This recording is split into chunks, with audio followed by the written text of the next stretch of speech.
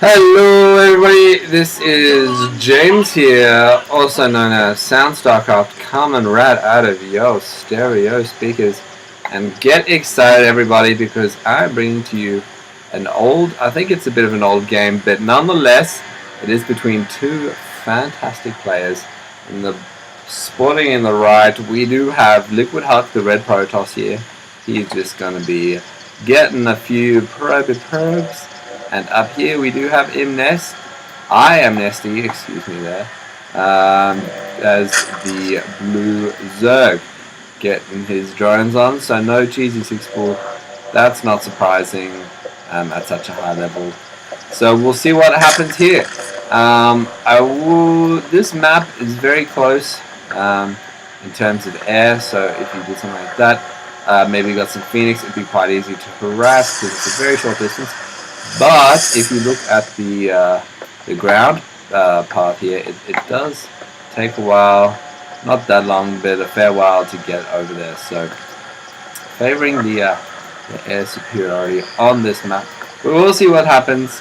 Right now, Huck's just going to keep on chronoing out probes. He's on 13 and he still doesn't have a gateway, so that's interesting.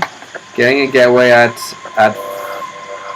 14, or is he just having a bit of a scout? Okay, so still no gateway. So interesting play by Huck, just opting to keep going with the minerals. Looks like he may drop the forge here. There it goes. In his natural, not his expo, which is unusual because usually you might see it down here, walling off there, and then you can take the expansion and get the benefits of that. So maybe we're going to see an early push here from Huck, because he is going to have the economic disadvantage if Nessie decides to expand early, which I think he might. Spawning pool almost done, and let's have a look at this probe. He's probably going to go ahead and expand, as he was droning up there for a while, didn't get Zerlings for ages, and his first gas is just finished there. So here the hatchery is going to go down, as you can see. Clearly visible to Huck. He has scouted that. Nestea still hasn't really scouted Huck's base at all, although this Overlord is going to come over now and see this forge and the gateway. So both players know what each other's doing. We do have classic forge, fast expand. There's the that, and there's the production tab. So right now, Nestea's going to be thinking, okay, I've got two options here.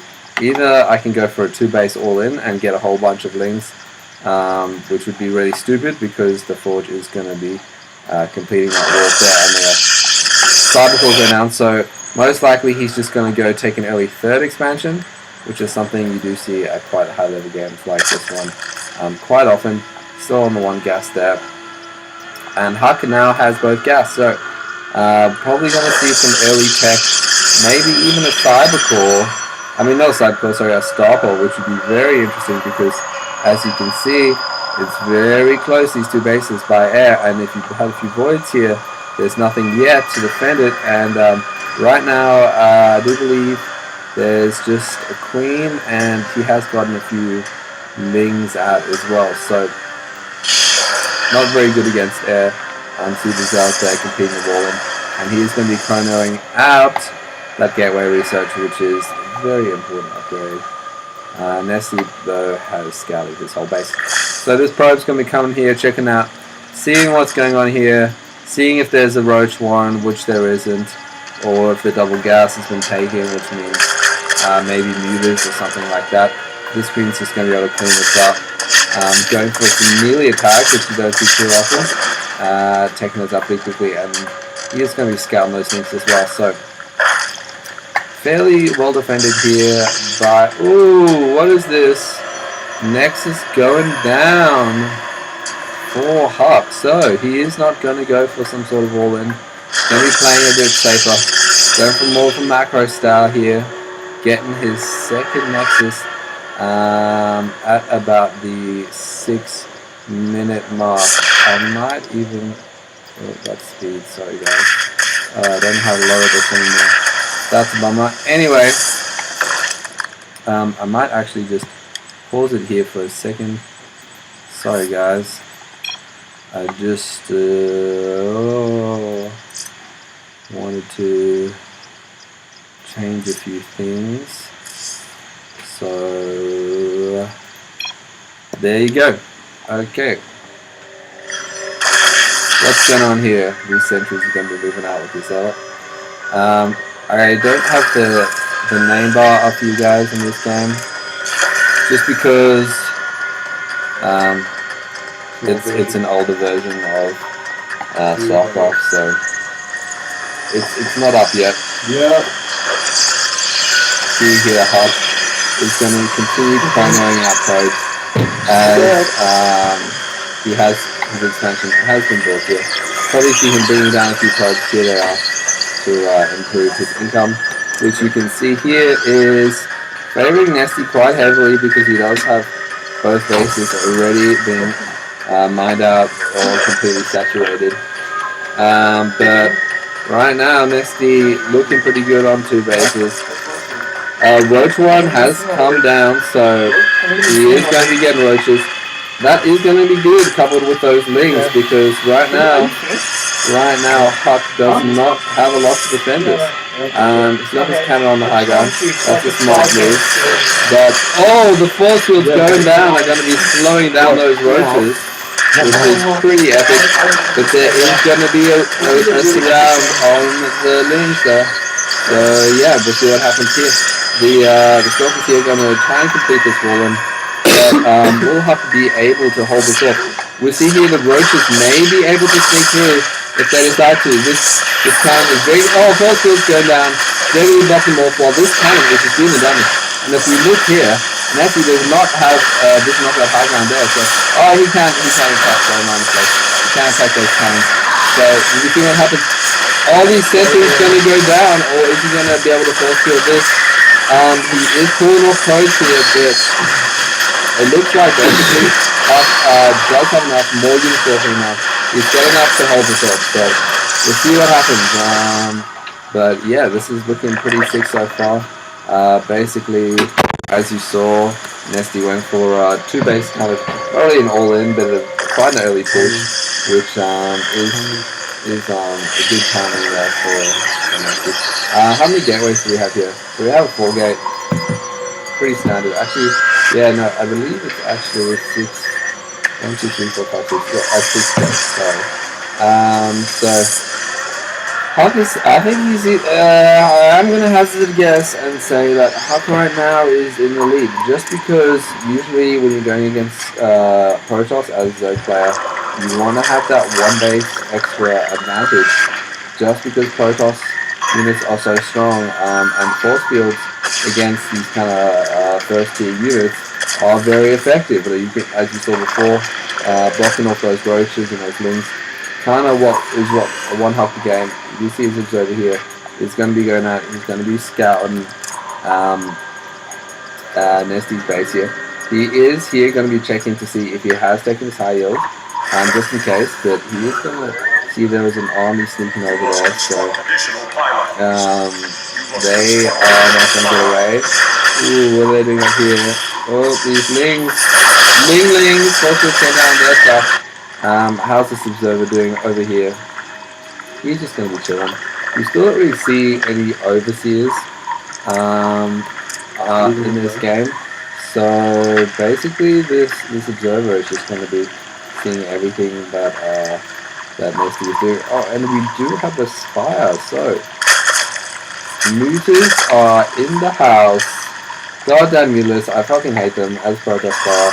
They get into your middle line and they do this stupid thing when it just kind of attacks all your pros at once, and it's just not fun. And right now Nestea is going to be attempting that, but he doesn't realize there's a whole bunch of stalkers here waiting for him, so he's going to be like, oh god, I got to get out of there.